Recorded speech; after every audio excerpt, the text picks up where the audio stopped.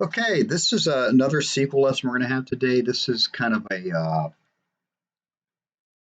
this is really kind of supplemental information. I find this stuff kind of pops up on job interviews when they want questions. So I kind of wanted to show this to you. It's a little trivia, a little interesting. SQL, this is the introduction to the subgroups. Now, SQL stands for, if you don't know, it stands for SQL Query Language, or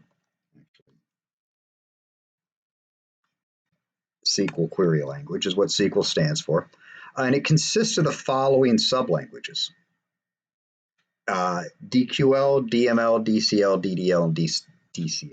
Now, when I say sublanguages, don't freak out. You don't need to learn a bunch of different sublanguages. What I mean is that uh, a lot of the keywords and functions in C exist, or are part can be put into these sublanguages. Let's kind of look at some and maybe get an idea.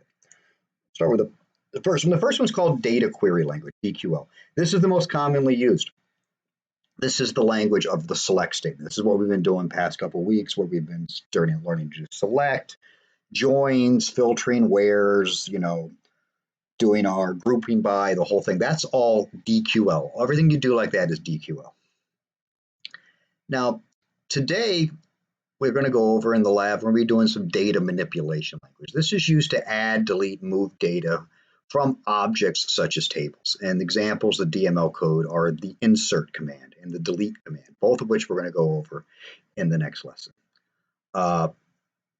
Then we have transaction control language. This is how you control data transactions. You can use this to undo data inserts and deletions.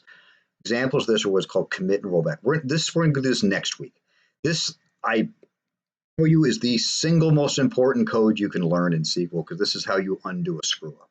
Trust me, from somebody who's made some big screw ups in a production database that's not good. Then we have DDL, that's data definition language. This is the language used to build and alter database objects such as tables, views, stored procedures, and functions. Examples of DDL include create, alter, and drop. This, again, will be our lesson today.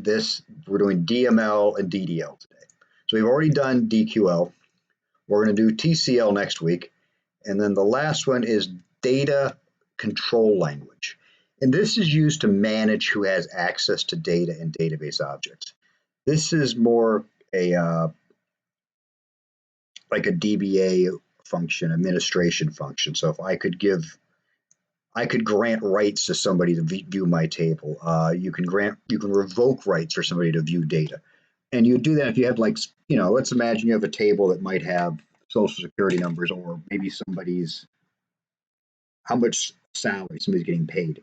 You wouldn't want anybody to be able to see that. You want to limit that to certain people. So these are great. So these are the basic languages. This is another quick lesson here.